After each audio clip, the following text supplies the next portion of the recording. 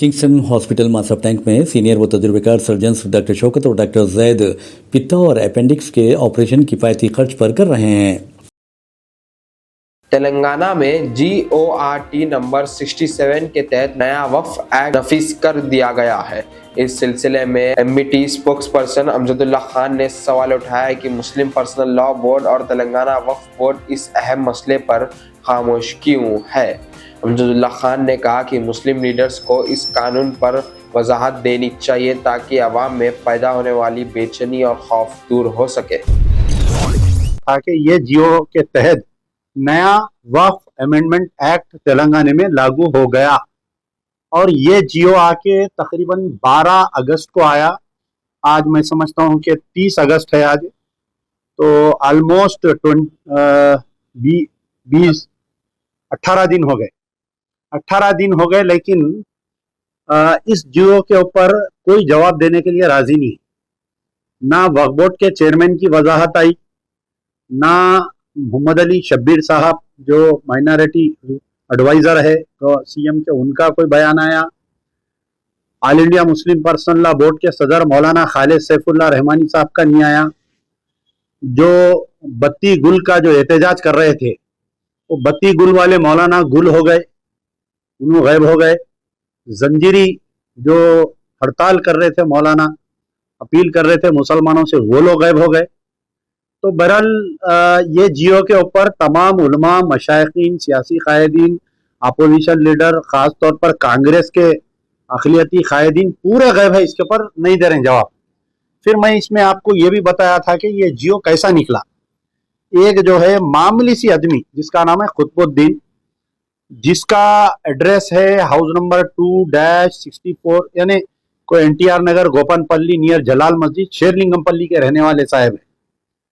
तो ये GO आने की मेन वजह यह है कि असदुल्ला साहब जो चीफ एग्जीक्यूटिव ऑफिसर है, उन्होंने कुछ सियासी कायदीन के नाजायज हरकतों को नहीं कर रहे थे।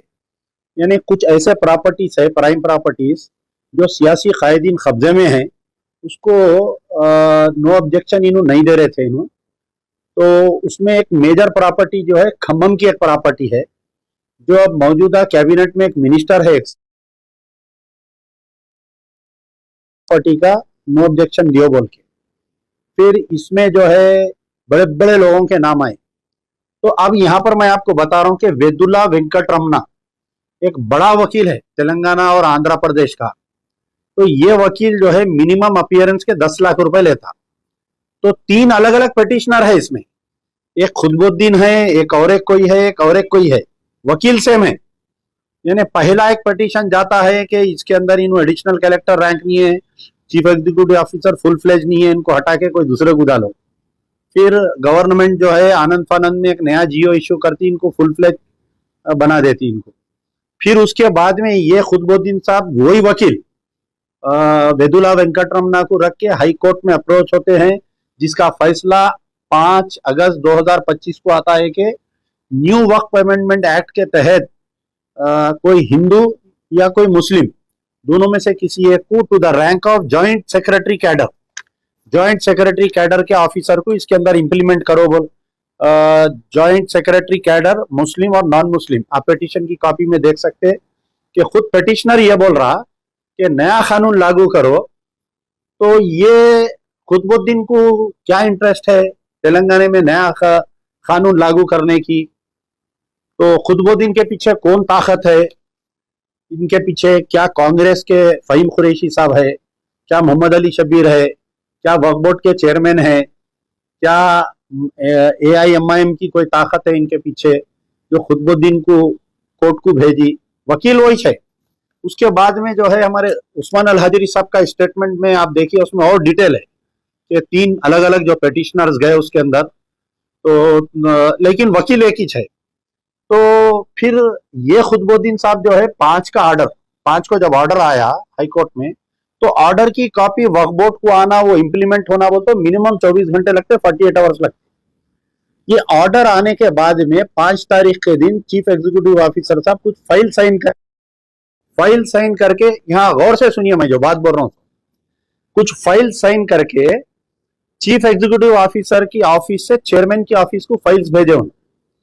तो ये पिटिशनर जो है 5 तारीख के दिन ऑर्डर आने के बाद में इन्हों सीट पे कैसा बैठे बोल के इनकी फोटो लेके वो फाइल्स की कॉपी जो इन्हों साइन करे थे 5 और 6 7 के दिन, वो 3 दिन के फाइल्स लेके जाके हाई कोर्ट में एक और एक रिट पिटिशन यानी कंटेम्प्ट डालता है इन्हें, कंटेम्प्ट नंबर 20 ऑफ 2025 आइए। तो उसमें जो है जज साहब 2 ऑर्डर देते 7 तारीख के दिन कंटेम्प्ट में। तो ये ऑर्डर की कॉपी, अब जैसा ये कॉपी है ये मेरी है, मेरे ऑफिस से अगर चोरी हो गई तो या तो मैं देना या मेरे ऑफिस का कोई स्टाफ देना। तो ये खुदबुद्दीन को चेयरमैन की ऑफिस से ये फाइल्स कैसा हाथ को लगे, हु इज खुदबुद्दीन।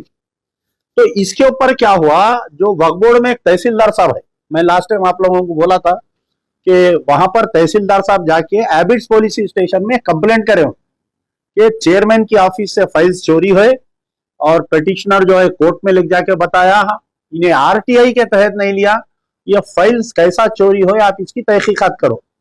तो पुलिस का काम क्या है साहब, इमीडिएट एफआईआर इशू करना। लेकिन बड़े अफसोस की बात है कि ये जाके आज तकरीबन ये देखिए आप कंप्लेंट कॉपी है, Mohammad Asif Khan Tahsildar working as OSD in Telangana Waqf board to station house officer Waqf board. इसमें इन्हों क्लियरली लिख रहे हैं कि I am to inform that one Mohammad Khudbuddin son of Mohammad Bashumiya resident of so and so Gopanpally has filed writ petition number 2269। ये पूरा उसमें बयान कर रहे हैं इन्हों, बयान अहम फाइल जो कोर्ट में इन्हों बताए, इसमें है file number 10, file number 05, file number 550। ये कंप्लेंट कॉपी है, देखिए ये चीफ एग्जीक्यूटिव ऑफिसर यानी तहसीलदार एबिट्स पुलिस स्टेशन में कंप्लेंट कर रहे हैं कि खुदबुद्दीन जो हाई कोर्ट में फाइल्स बता रहा है ये हमारी ऑफिस से चोरी किए गए फाइल है। तो एबिट्स इंस्पेक्टर आज 7 तारीख के दिन गया, 18 दिन होने को आ रहा, अभी तक एफआईआर इशू नहीं करे। तो कौन सी ताकत है जो ये एफआईआर इशू होने से ये तहकीकात को रोक रही? क्या चेयरमैन साहब दबाव डाल रहे हैं कि इसके ऊपर तहकीकात नहीं होना बोलकर? क्या मोहम्मद अली शब्बीर साहब डाल रहे हैं? क्या फहीम कुरैशी साहब डाल रहे हैं? तो पुलिस ये खुदबुद्दीन को बुला के क्वेश्चन करना कि आप जो हाई कोर्ट में फाइल्स बता रहे हैं ये आपको वक्फ बोर्ड से कैसा मिले, अंडर आरटीआई मिले या आप चोरी करे, उसमें से आपको कौन मदद करे चोरी करने में, केस करके इनको आइडेंटिफाई करना। तो एबिट्स पीएस वालों से हम पूछे तो एबिट्स पुलिस वाले पहले तो बोले हमारे को कंप्लेंट मिला ही नहीं, बोले हमारे को कंप्लेंट मिला नहीं। वक्फ बोर्ड में हम मालूम करे तो बोले हम कंप्लेंट दिए नहीं। तो फिर ये कॉपी कहां से आई है? ये देखिए आप, ये तहसीलदार की सिग्नेचर है वक्फ बोर्ड की। तो बहरहाल ये कंप्लेंट के ऊपर अभी तक एफआईआर क्यों इश्यू नहीं हुआ?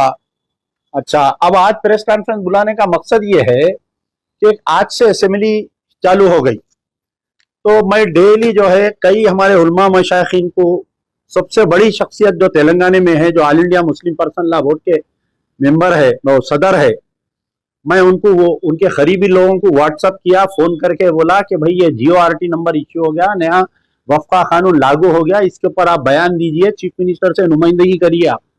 लेकिन 18 दिन हो गया उनका जवाब नहीं आ रहा। कल सुबह में मुझे इत्तला मिली कि कुछ उलमा मशाइखीन जो है मिलादुन नबी के सिलसिले में चीफ मिनिस्टर से मिलने जा रहे हैं। कौन कौन जा रहे हैं मालूम करते हुए मैं उनके करीबी लोगों को सबको फोन करा।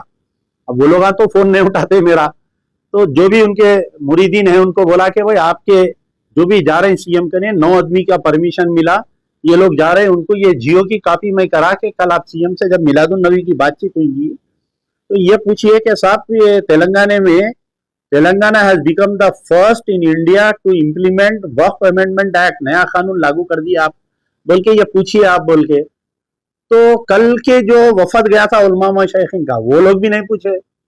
कल जुम्मा आया था, जुम्मे के खुतबे में अक्सर खुतबे का मायना क्या होता है कि मौजूदा हालत पे हमारे जो खुतबा देने वाली शख्सियतें रहती वो लोग बयान करते।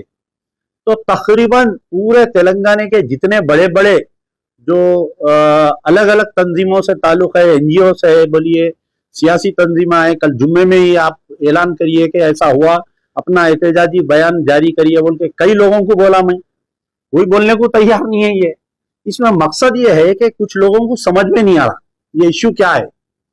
कई लोग जो है डर रहे हैं बोलने के लिए इसके ऊपर कि किसी की हमारे को हिदायत नहीं मिली अभी, हम अभी से क्यों बोलना बोल के। तो मजलिस इत्तेहादुल मुस्लिमीन के असदुद्दीन ओवैसी की इस मसले पे खामोशी हमको इस बात की शक व शुबात देती है, क्या एमआईएम के लोग भी इसके ऊपर, इसके पीछे है क्या? खुतबुद्दीन के क्यों खामोश है भाई? जब आप खुतबुद्दीन के पीछे नहीं है तो हंगामा कर देना था। खैर, अब जो हो गया, अभी भी वक्त है। किंगस्टन हॉस्पिटल मासब टैंक में सीनियर माहिर व तजुर्बेकार सर्जन्स डॉक्टर शौकत और डॉक्टर जैद हर्निया, पित्ता और अपेंडिक्स के ऑपरेशन काफ़ी किफ़ायती खर्च पर कर रहे हैं। इस अस्पताल में माबदा ऑपरेशन निगहदाश्त की गैर मामूली सहूलत के साथ साथ तजुर्बेकार ICU टीम डॉक्टर फैसल की निगरानी में आपकी खिदमत के लिए मौजूद है। यहाँ थायराइड सर्जरी, हाइड्रोसेल, पेट के दर्द का इलाज और कई एक सर्जरीज की जाती है और अस्पताल में आला तिब्बी मियार का ख़ास ख्याल रखा जाता है।